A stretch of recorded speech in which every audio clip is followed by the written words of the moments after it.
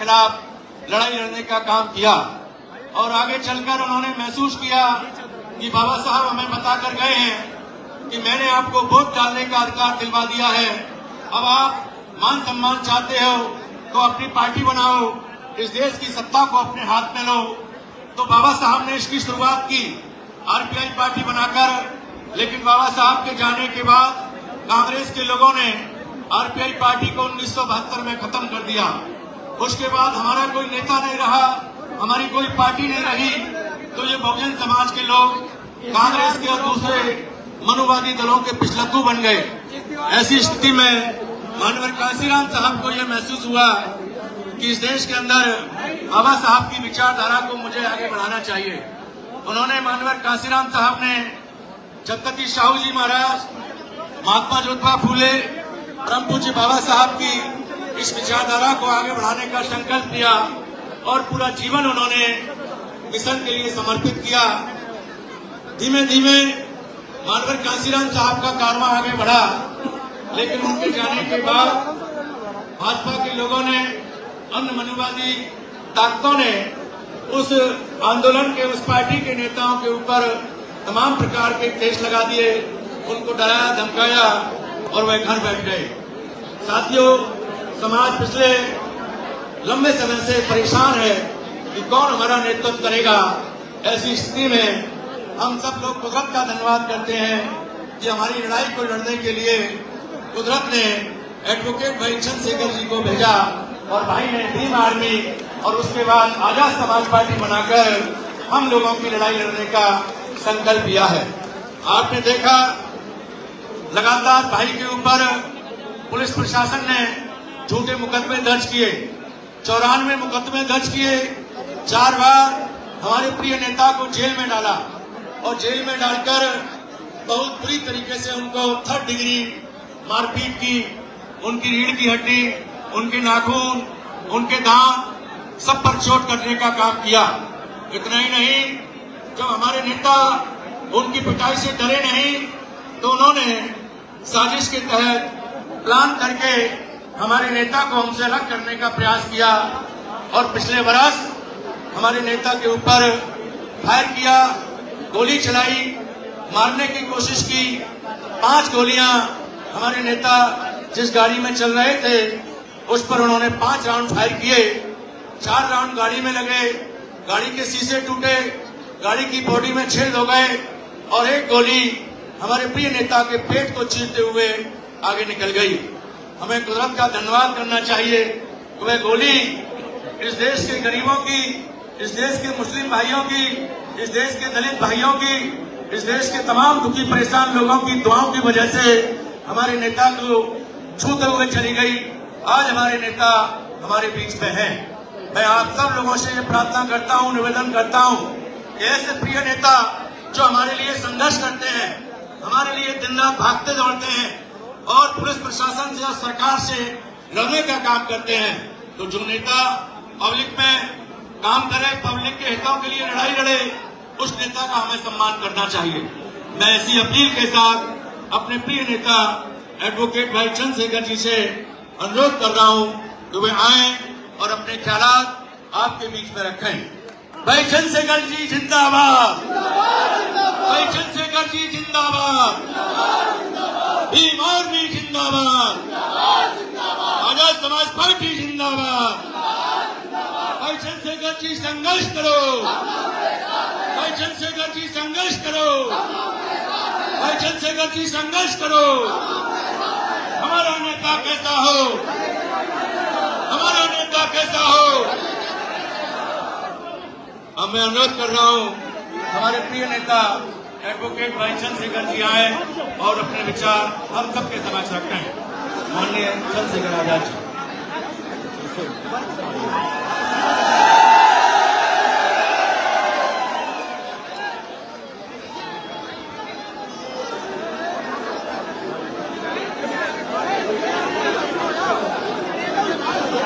जय भीम, जय भारत, जय संविधान। नमस्कार, आदाब, सत श्री अकाल। अपनी बात को शुरू करते हुए मैं बहुजन समाज में जन्मे सभी संतों, गुरुओं और महान पुरुषों को नमन करता हूं। नमन इसलिए करता हूं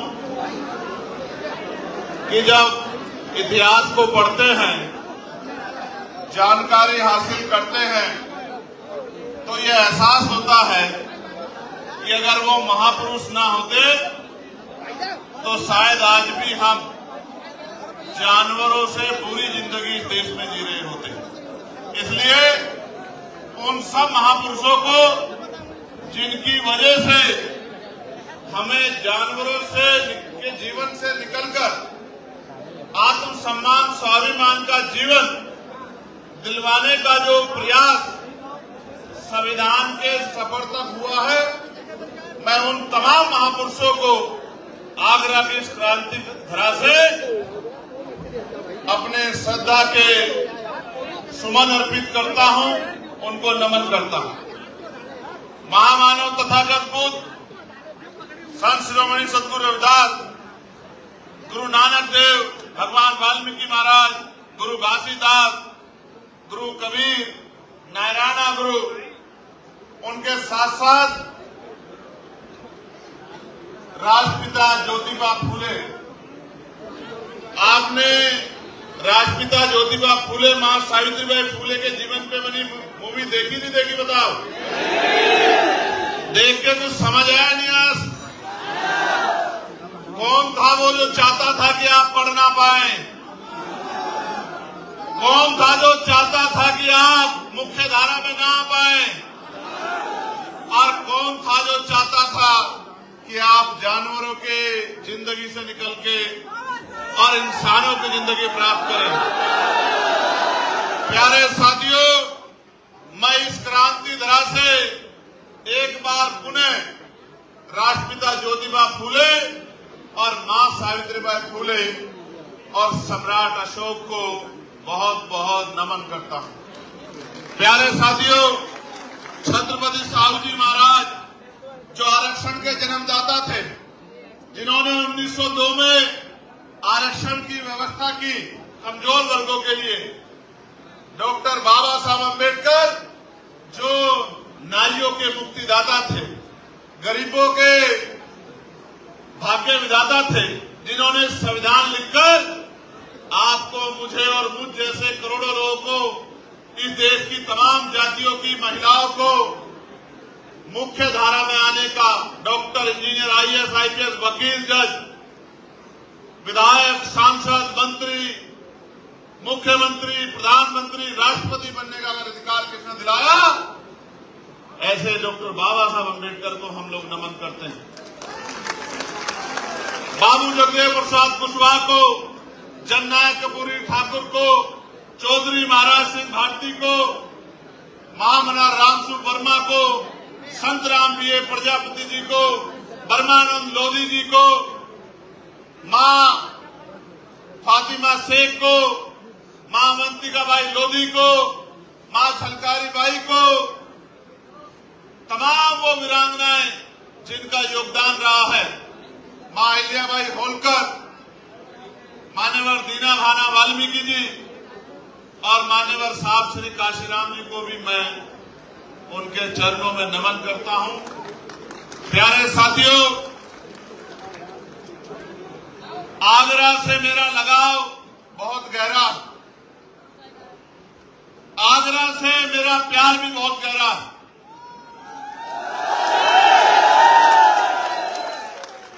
क्योंकि ये वो धरती है जहां बाबा साहब अम्बेडकर के आंसू गिरे हैं। इस धरती पर कर्ज है और हम उनकी असली औलादे हैं।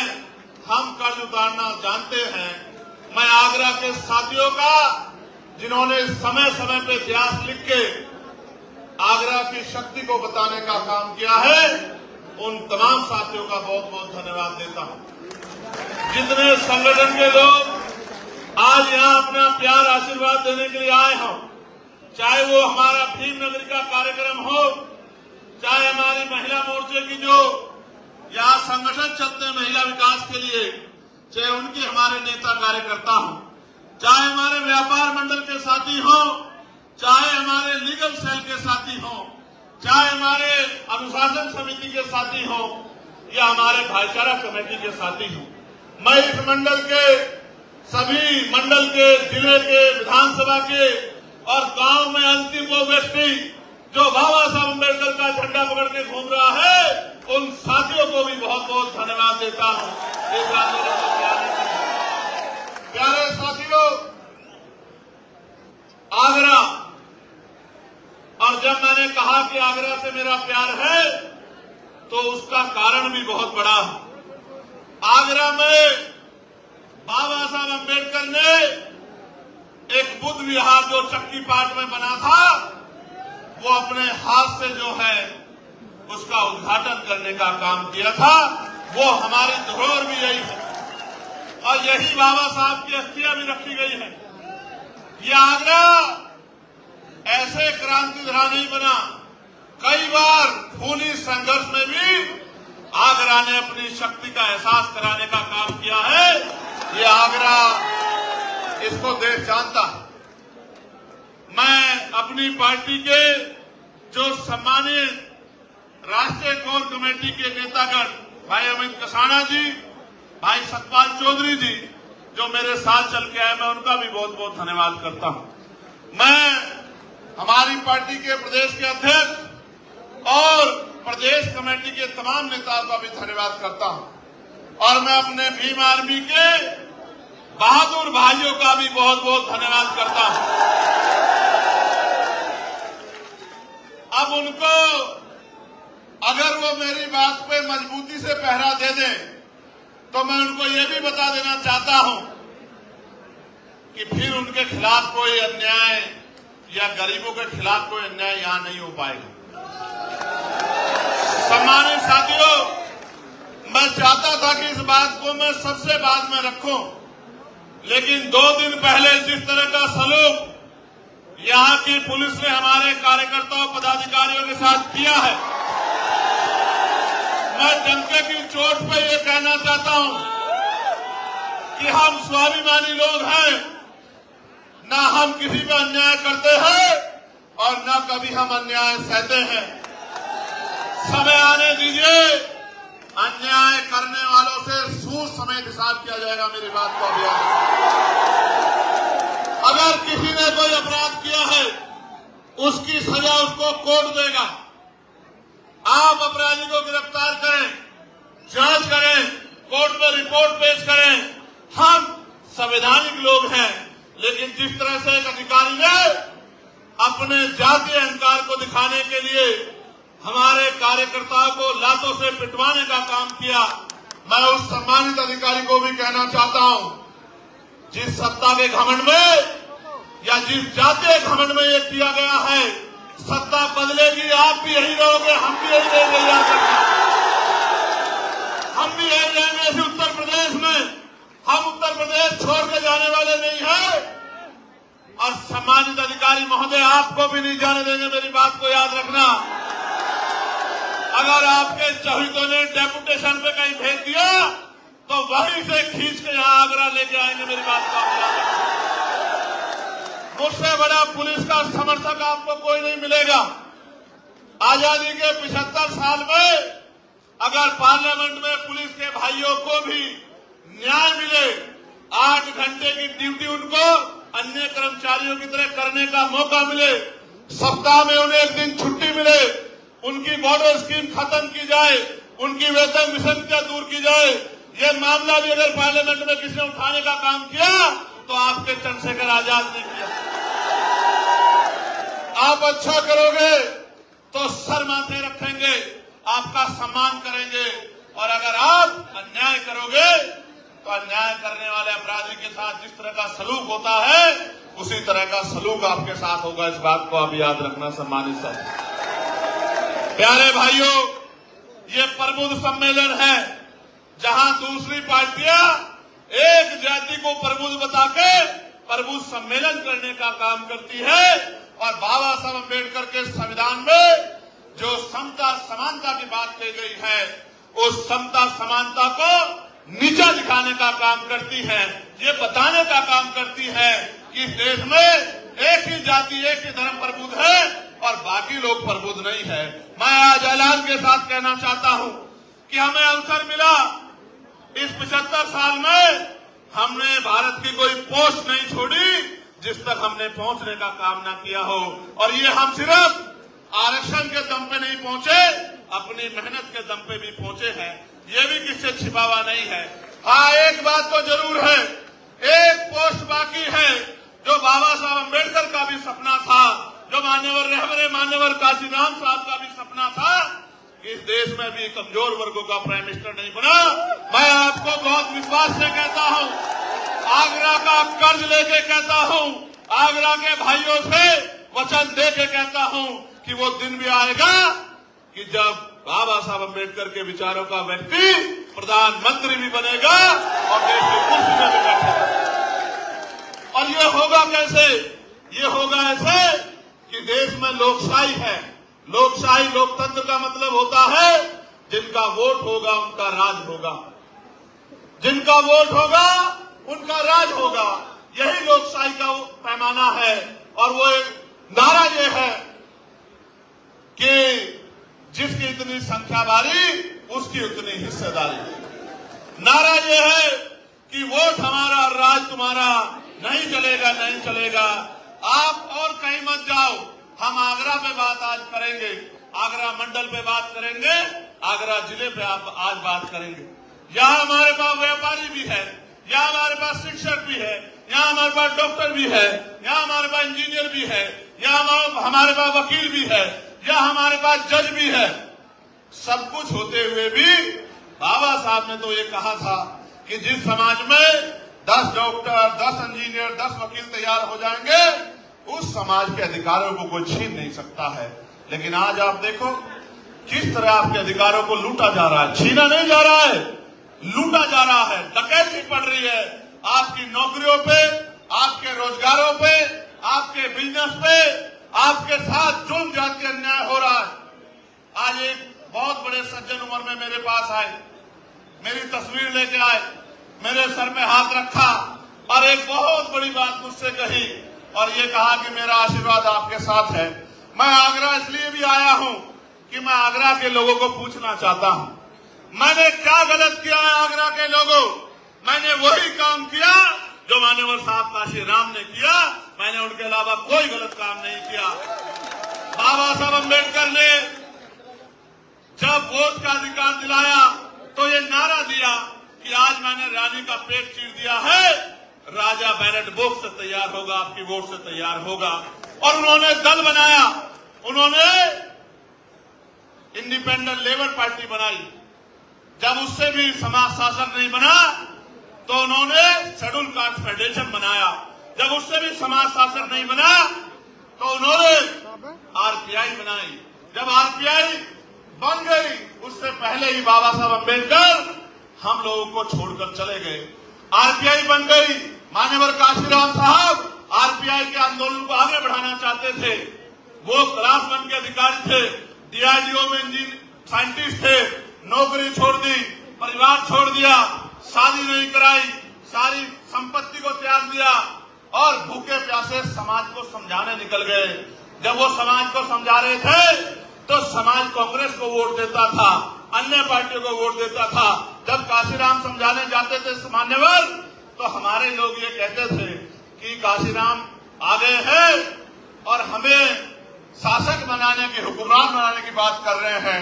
इन्होंने अपनी तो नौकरी छोड़ दी है और हमारे बच्चों के नौकरी के रास्ते भी बंद करना चाहते थे। साहब ने घर घर जाके समझाया, अपमान भी सहा, तिरस्कार भी सहा, आरोप भी सहे। यही दूसरी पार्टियों के लोग उनको सीआईए का एजेंट कहते थे।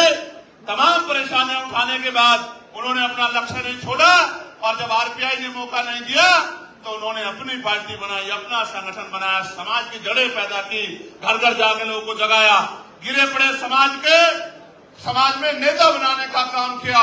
और आज उनकी बदौलत उनसे सीख लेके मेरे जैसे लोग, आपके जैसे लोग तैयार होके पिछले आंदोलन में आहुति देना चाहते थे, उसी आंदोलन को कामयाब करना चाहते थे।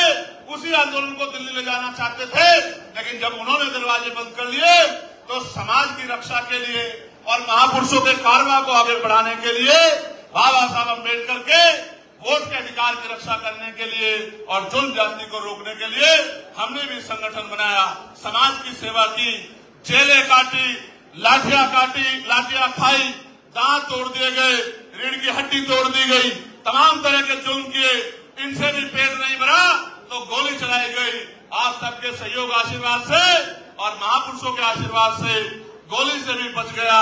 फिर संघर्ष करता रहा, जान की परवाह नहीं की, साथियों ने मदद की, एक एक पैसा जुटाया, नगीना में चुनाव लड़के आपकी आवाज को बुलंद करने का काम किया, पार्लियामेंट में आपकी आवाज को उठाने का काम किया। जब मान्यवर काशीराम साहब ने बाबा साहब की बात को आगे बढ़ाने के लिए आरपीआई में मौका न मिलने के बाद बाबा साहब के रास्ते को, बाबा साहब के सपने को, बाबा साहब के संघर्ष को आगे बढ़ाने के लिए जब उन्होंने पार्टी बनाई तो मैंने भी, जब पिछले आंदोलन ने मौका नहीं दिया, तमाम तरह के आरोप लगाए, आपकी रक्षा सुरक्षा के लिए, आपके हक अधिकारों के लिए आजाद समाज पार्टी के रूप के नाम पर दल बना के आपकी शक्ति बनाने का काम किया। और आप ये बताओ, जब व्यापारी भाइयों ने मुझे एक डिमांड भेजी कि भैया टैक्स में छूट होनी चाहिए, तो बताओ आगरा के साथियों, मैंने उस आवाज को उठाने का काम किया है नहीं किया, और आपकी मदद कराने का काम किया नहीं किया। सम्मानित मेरे भाइयों, कह रहा हूं, अभी तो एक आदमी आपका पार्लियामेंट में गया है। अगर आप ताकत बना दोगे आने वाले समय में, तो आगरा के जो जूता व्यापारी हमारे भाई हैं, इनकी एक एक डिमांड को एक ही दिन के अंदर पूरा कराने का काम करूंगा, ये मैं आपको विश्वास दिलाता हूं। प्यारे भाइयों, जब यहां पर बुद्ध विहार को तोड़ने के लिए रेलवे ने नोटिस दे दिया, आप ये बताओ पार्लियामेंट में उसकी आवाज उठा के वो बुद्ध विहार रुकवाने का काम किया नहीं किया, आप लोग मुझे बताओ। और मैंने मंत्री जी से मिलकर कहा कि आप अभी आगरा को जानते नहीं हो, मैं आगरा को जानता हूं। आगरा के लोगों का जब दिमाग खराब होता है तो आगरा से दिल्ली दूर नहीं है। प्यारे साथियों, याद है ना बाबा साहब ने क्या कहा था?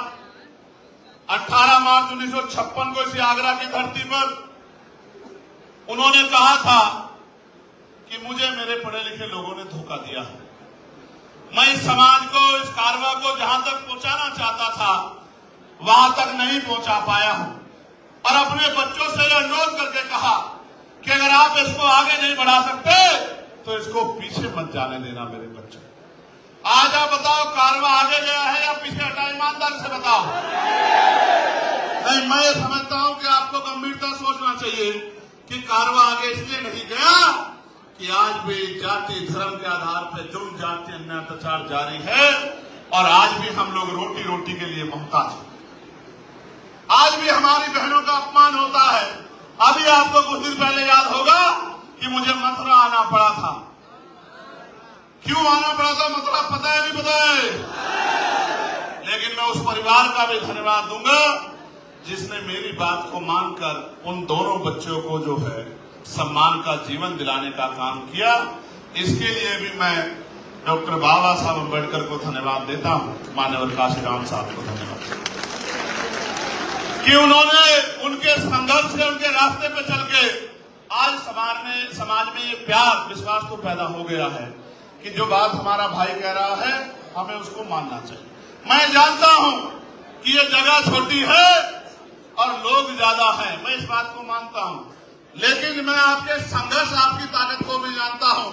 अगले 30-40 मिनट इसी तरह से डटे रहिए कि लोगों को ये पता लग जाए कि अब समय बदलने वाला है, अब गरीबों के घरों में भी रोशनी पहुंचेगी, अब समय बदलने वाला है। प्यारे साथियों, बाबा साहब ने और कुछ भी कहा था जिसकी तरफ मैं आपका ध्यान आकर्षित करूंगा।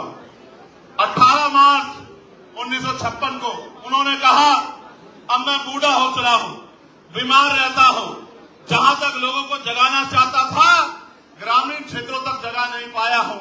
मैं अपने चारों तरफ देखता हूं एक भी ऐसा नौजवान दिखाई नहीं देता जो इस तंबू का बंबू बन के इस आंदोलन को आगे बढ़ा सके। इसलिए मैं समाज से अपील करता हूं कि समाज आगे निकल के आए और इस आंदोलन को चलाए। तो काशीराम साहब क्या कहते हैं कि मुर्दा लोग मिशन नहीं चलाते और जिंदा लोग मिशन को नहीं रुकने देते। आज मैं आपको एक सच्चाई बताता हूं। क्या और लोगों की तरह मैं किसी दूसरे दल में जाके एमपी एमएलए नहीं बन सकता था क्या? बताओ ईमानदारी से, बन सकता था नहीं बन सकता था? लेकिन क्या मैं वहां बाबा साहब अम्बेडकर और मान्यवर काशीराम साहब के विचारों का प्रचार प्रसार कर सकता था क्या भाई? आज तो हर कोई बाबा साहब की बड़ी सी फोटो लगाता है नहीं लगाता है? क्यों लगाता है पता आपको? इसलिए लगाता है कि बाबा साहब के चाहने वाले ज्यादा हैं और आज ये बात घर घर तक पहुंच रही है, इसलिए बड़े बड़े फोटो लगाते हैं। लेकिन क्या बाबा साहब के विचारों पे भी चलते हैं क्या? अगर बाबा साहब के विचारों पे चलते तो महापुरुषों के नाम पे बने जिलों का नाम क्यों बदलते? आप अपने मन से सोच के देखो। आगरा के मेरे साथियों जो आपके सम्मान की लड़ाई लड़ने की बात करते हैं, उन्होंने प्रमोशन में रिजर्वेशन पे किस तरह शेड्यूल कास्ट के लोगों का गला काटने का काम किया, ये भी किससे छिपा हुआ नहीं है। ये भी बात आपको याद रखनी चाहिए। सम्मानित साथियों, हम तो भाईचारा बनाने निकले हैं और आप मेरी इस बात पे गौर करना। इस बार जब बाबा साहब अम्बेडकर की जयंती आई थी और जयंती पे छुट्टी कराने के लिए पार्लियामेंट में संघर्ष करने का काम किसने किया आप बताओ? किसी और ने किया? अगर अकेला चंद्रशेखर इतनी लड़ाई लड़ सकता है तो अगर 10-20 चंद्रशेखर पार्लियामेंट में चले गए तो फिर सोचना क्या होगा। मेरी बात को आप याद। आइए मैं बात आगे बढ़ाता हूं। मुस्लिम समाज के बड़े जिम्मेदार लोग बैठे हैं। अभी मेरठ में एक दरोगा जी ने एक गरीब की ठेली वाले को किस तरह पीटने का काम किया, वो किससे छिपा मानेंगे। और कल अलीगढ़ में क्या हुआ आपने नहीं देखा क्या? ये किसी के हम अंदर हिम्मत नहीं है बोलने की। बताओ मैं भी अन्याय पर चुप हो जाऊं क्या? बताओ तो आप बताओ। अगर किसी ने अपराध किया है तो उसको कोर्ट सजा देगा, उसको पुलिस सजा देगी, उसको पुलिस गिरफ्तार करके ले जाएगी। क्या भीड़ के हाथ में उसको मारने के लिए छोड़ देना चाहिए? अभी तो आरोप भी तय नहीं हुए, पिछले कितने ऐसे आरोप लगे हैं और बाद में कोर्ट ने उस पूरे आरोप को गलत साबित करके उनको बाइज्जत बरी करने का काम किया है। वो बच्चे अपनी पर्ची दिखा रहे थे। ये जो बड़े बड़े मीट के कारोबारी हैं, आप ये फैक्ट्रियां पता करो कि ये मुसलमानों की है, दलितों की है, पिछड़ों की, आदिवासियों की है या सो कोड अपर कास्ट के लोगों की। ये सारी मीट की फैक्ट्रियां हैं जहां धड़ाधड़ जो है मीट का काम आगे बढ़ रहा है। उन बच्चों को किस तरह मारने का काम किया और ये मारपीट पुलिस की जानकारी में, पुलिस की सुरक्षा में हुई। जब रक्षक अपना काम छोड़ देगा तो फिर खाल उतरनी तो लाजमी है। आज बारातें रोकी जा रही हैं, आज आपके अधिकारों को लूटा जा रहा है। किसान भाइयों को कहा गया कि आपकी आमदनी दोगुना कर देंगे, आपको सब्सिडी देंगे। यूरिया में जो वजन होता था वो कम कर दिया, पैसे बढ़ा दिए, डीएपी में पैसे बढ़ा दिए और तमाम जगह लाइन लगती है।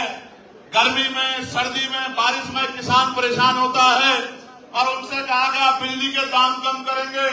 कोई दाम कम नहीं करे, बिजली का बिल माफ करेंगे। कोई बिजली का बिल माफ नहीं किया और किसान परेशान है और सुसाइड कर रहा है। और किसानों के हितैषी बताने वाली सरकार चैन से पढ़ के सो रही है। नौजवानों से वादा किया कि आपको रोजगार देंगे, आपको स्किल डेवलपमेंट करेंगे, आपको तरक्की देंगे। लेकिन आप ये बताओ उत्तर प्रदेश में कोई एक भर्ती ऐसी बताओ जिसमें घोटाला ना हुआ हो। भर्ती बाद में आती है, पहले पेपर लीक हो जाता है। हो जाता नहीं हो जाता है? भर्ती बाद में आती है, पेपर लीक हो जाता है। पेपर लीक जहां नहीं होता वहां नकल होती है और नकल से भी बच जाए तो फिर आरक्षण घोटाले होते हैं। जैसे 69,000 शिक्षक भर्ती में हुए हैं कि 20,000 पाल, प्रजापति, कश्यप, बघेल, सैनी, मौर्य, साक्य, कुशवाहा, बिंद, राजभर, केवट, मल्ला, गुर्जर, कुर्मी, यादव, जाट, तमाम पिछड़े वर्ग के बच्चों के नौकरी को लूटने का काम इसी उत्तर प्रदेश की सरकार ने किया। प्यारे भाइयों, बहनें सुरक्षित नहीं है। अखबार पढ़ के देखो, आज इस मंच पे बहुत सारी बहनें बैठी हैं। एक बार जरा सामने से हट जाओ। आज इस मंच पे इतनी सारी बहनें बैठी हैं।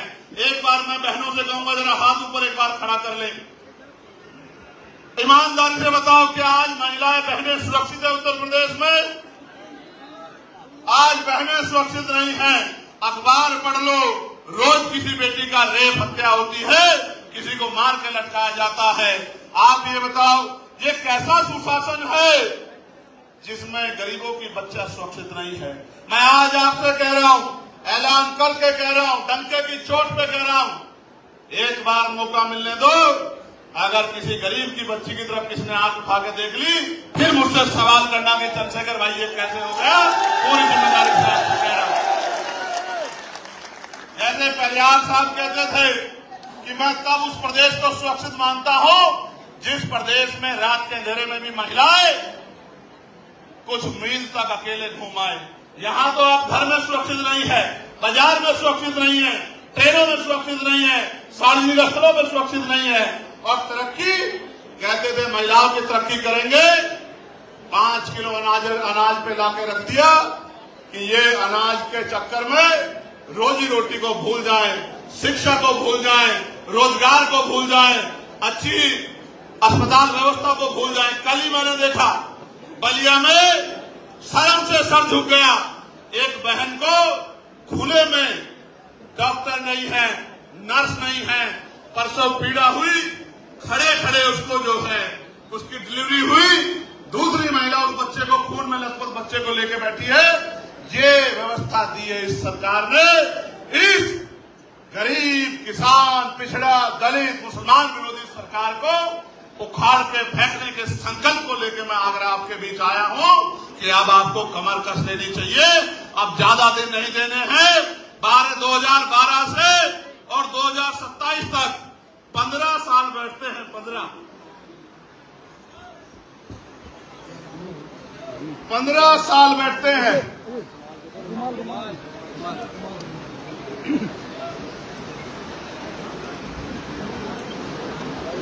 2012 से 27 तक कितने साल बैठते हैं?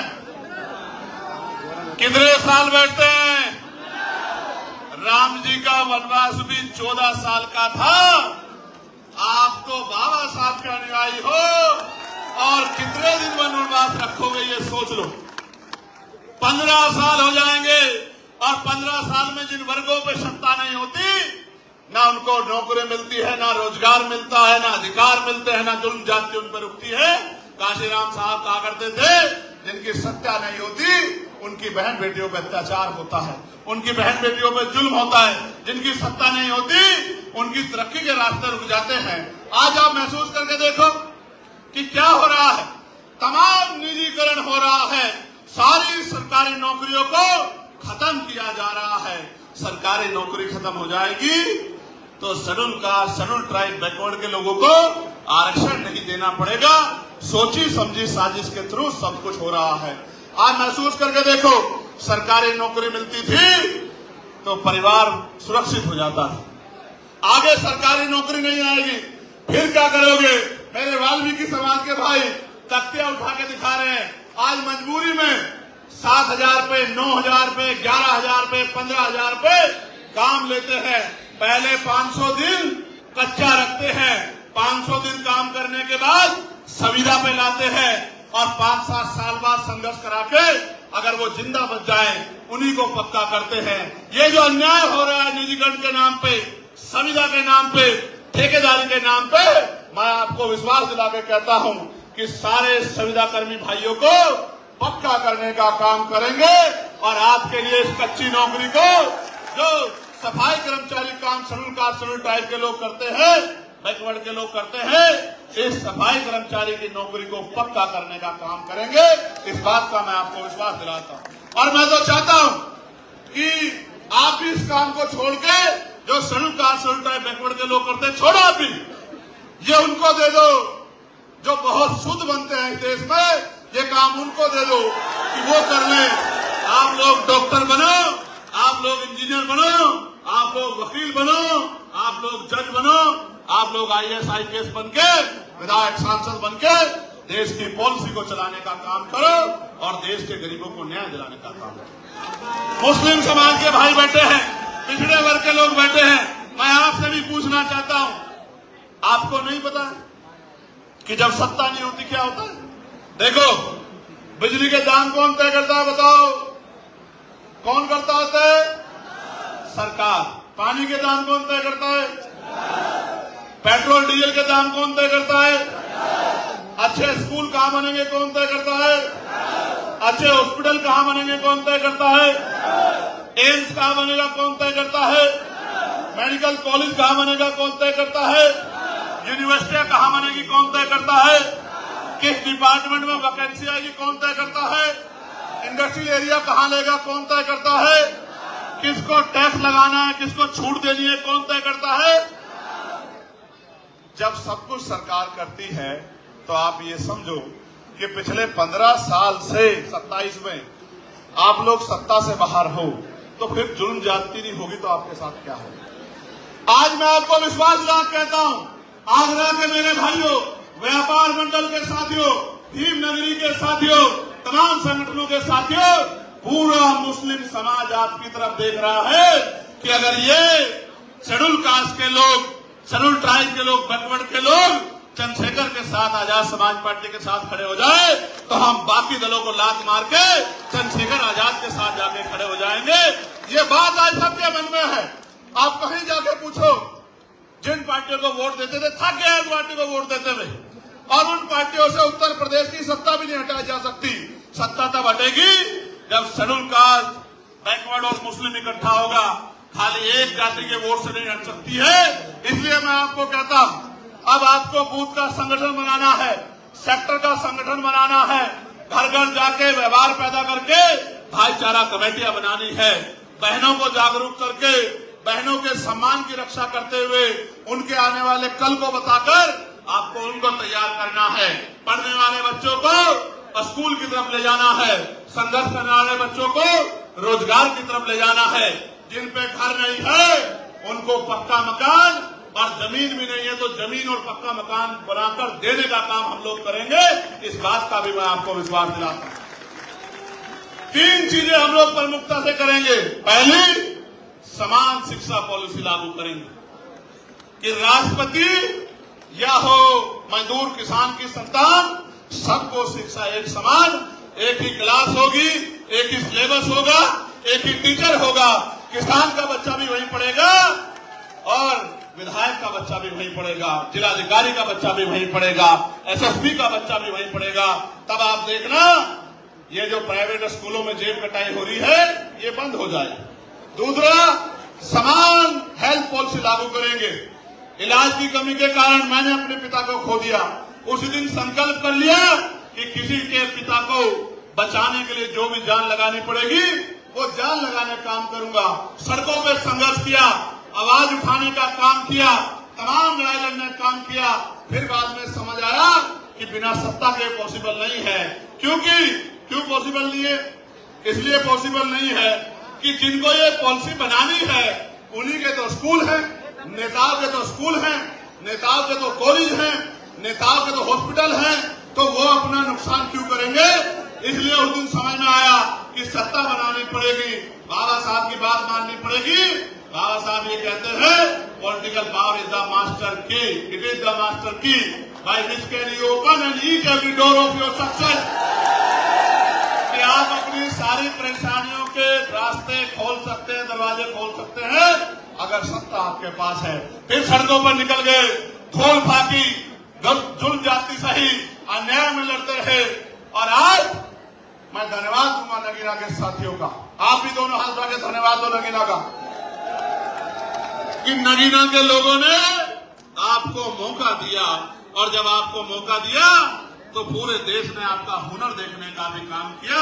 आज मैं मुस्लिम भाइयों को बता रहा हूं, 29 तारीख में मुजफ्फरपुर में, बिहार में वक्फ के विरोध में और पीटीएमसी एक्ट जो है, जो बोधगया पे अवैध कब्जा किया गया है, उसके विरोध में 29 तारीख को रैली है, जहां सब लोग चैन से बढ़कर सो रहे हैं। इस हक की लड़ाई को लड़ने का काम भी आजाद समाज पार्टी काशीराम और भीम आर्मी कर रही है।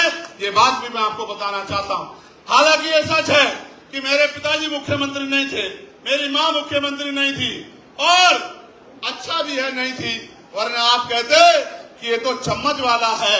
मैं आपको कहना चाहता हूं, ना मैं चम्मच वाला हूं, ना आपको चम्मच वाला बनने दूंगा। आपको भी मान सम्मान की जिंदगी मिले, आपको भी रोजगार मिले, आपकी भी ताकत बढ़े, इसके लिए हम लोगों को संघर्ष करना पड़ेगा। प्यारे साथियों, आप मुझे बताओ, क्या इस लड़ाई को हमें कामयाब करना चाहिए, नहीं करना चाहिए? दोनों हाथ उठा के बताओ जोर से। करना चाहिए, नहीं करना चाहिए? क्यों करना चाहिए, इस बात को भी समझो। जब तक हम पे ताकत नहीं बनेगी, थाने कचहरियों में हमें न्याय नहीं मिलेगा, अधिकारी कर्मचारी हमारे नहीं सुनेंगे, जो पॉलिसी हम लोग बनाएंगे वो पॉलिसी आप तक नहीं पहुंचेगी, उनका लाभ आपको नहीं मिलेगा। हर पॉलिसी को लेने के लिए आपको रिश्वत देनी पड़ेगी। ये बात भी मैं नहीं मानता सही, इसलिए हर पटल पे हमें काम करना है। तो आगरा के मेरे साथियों, इस पूरे आगरा मंडल के साथियों, जो आप यहाँ पहुंचे हैं और इतनी बड़ी संख्या में 92 में, चित्तौड़ साहब 92 में हमारी एक बड़ी नेता जो है वो इसी हॉल में आई थी, आगरा के लोग ही लेके आए थे।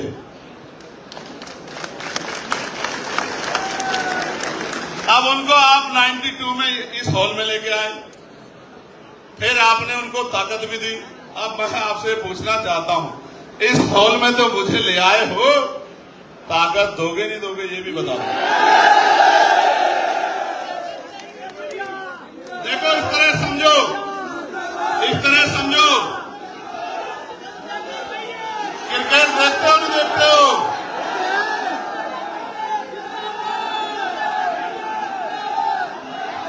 क्रिकेट देखते हो नहीं देखते हो बताओ? तो पहले नाम होता था सचिन तेंदुलकर साहब का, उनसे पहले सुनील गावस्कर साहब का, फिर उनके बाद सौरव गांगुली साहब का, फिर उनके बाद सहवाग साहब का, फिर आया एक लंबे बालों वाला जिसने सारे पुरानों को भुला दिया, और आज भी जिसका डंका बजता है, भले ही आज उसके पास कुछ ना हो। उसके बाद आए कोहली साहब, फिर आए सूर्य कुमार यादव साहब, और आजकल बहुत शुभमन गिल और पता नहीं क्या क्या बड़े बड़े नौजवान, और अभी एक और वो सूर्यवंशी आ गया है, हमारा छोटा भाई रिंकू उसको कहते हैं। और आप बताओ, जब तक आप मौका नहीं दोगे, उसको प्लेइंग 11 में नहीं लाओगे, 15 में बिठा के रखोगे, 20-21 में बिठा के रखोगे, उससे पानी पिलवाते रहोगे, बल्ले उठवाते रहोगे, तो आपको क्या पता लगेगा कि ये कैसी परफॉर्मेंस दे सकता है? अभी तो 1 ही साल हुआ है। याद रखना, इन 5 साल के पूरे होने से पहले आपकी जिंदगी में रोशनी लाने का इंतजाम हम सब लोग करेंगे। मेरी बात को मैं आपको विश्वास दिला कहता हूं, जब तक हम लोग बाबा साहब के रास्ते में नहीं चलेंगे, यानी कि शिक्षित नहीं बनेंगे, संगठित नहीं होंगे और संघर्ष नहीं करेंगे, तब तक कुछ भी बदलने वाला नहीं है। और मैं फिर आपसे कहता हूं, पार्टी के नेताओं से कहता हूं, भीम आर्मी के साथियों से कहता हूं, कार्यकर्ताओं से कहता हूं, मांगने से भीख मिलती है, अधिकार छीनने पड़ते हैं। अगर छीनना चाहते हो अधिकार, तो जिस तरह से पेट पालने के लिए 8 घंटे काम करते हो, रोज पार्टी को आगे बढ़ाने के लिए भी 2 घंटे 1 घंटा काम करो, क्योंकि आदमी भूखा तो रह सकता है लेकिन अपमानित होकर नहीं रह सकता। इस बात को भी समझने का प्रयास करो। हमारी आबादी बहुत है, हमारी आबादी बहुत है, 85% लोग हैं हम लोग, लेकिन 85% होते हुए भी जुल्म सह रहे हैं, क्योंकि जागरूक नहीं है, एकजुट नहीं है। जैसे मुस्लिम समाज की आबादी 20% के लगभग है, फिर भी रोज धार्मिक नारे लगाओ वरना मार खाओ, रोज धार्मिक नारे लगाओ वरना मार खाओ। और विवाद कश्मीर में हुआ, आतंकवादियों के खिलाफ पूरा देश खड़ा था, लेकिन सरकार के लोगों ने यहां भी मुस्लिम भाइयों को पीटने का, परेशान करने का काम किया। और ये बेचारे उन नेताओं की तरफ देखते हैं जिनको आगे बढ़ाते आए, ताकत देते आए, कुर्सी बिठाते आए, और वो नेता ये उनकी तरफ देखते हैं और वो दूसरी तरफ देखते हैं। उनको पता है कि ये कहीं जाने वाले नहीं है, ये पीठ छिप के भी हमारे पास ही आएंगे, तो इनकी आवाज उठाने का कोई मतलब नहीं मानता। मैं इनको कहना चाहता हूं, थोड़ी सी हिम्मत जुटा लो, मन पक्का कर लो, एक मौका चंद्रशेखर आजाद को दो। अगर दोबारा किसी नेता की जरूरत पड़ जाए तब फिर मुझे कहना। पिछले कुछ दिनों में अपराध की बाढ़ आ गई है। आगरा में भी सुन रहा हूं, जो आगरा हमारा किला था वहां भी बारात रोकी जा रही है। दिल में बड़ी तकलीफ थी, कार्यकर्ताओं पे हमला हो रहा है, कार्यकर्ताओं पे झूठे मुकदमे लगाए जा रहे हैं।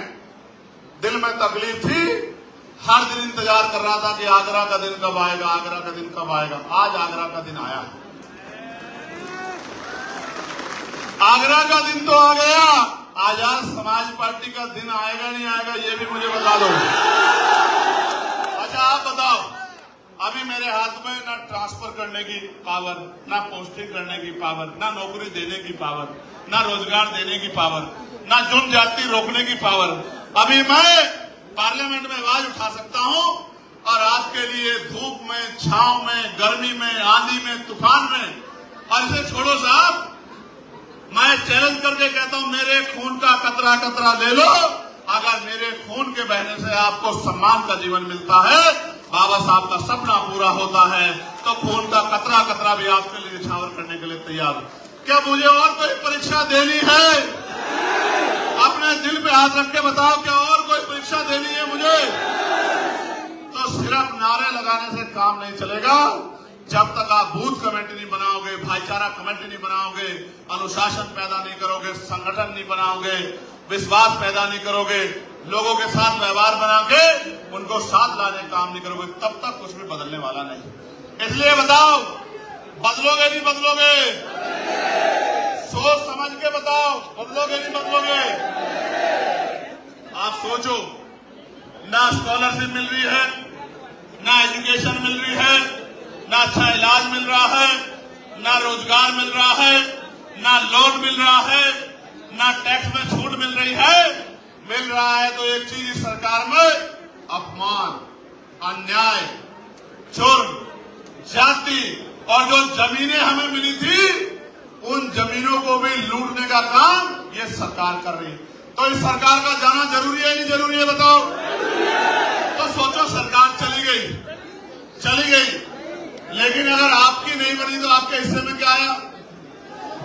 समझे नहीं समझे? भाई ये फोन इस हाथ में था, अब इस हाथ में चला गया, आपके हिस्से में क्या आया?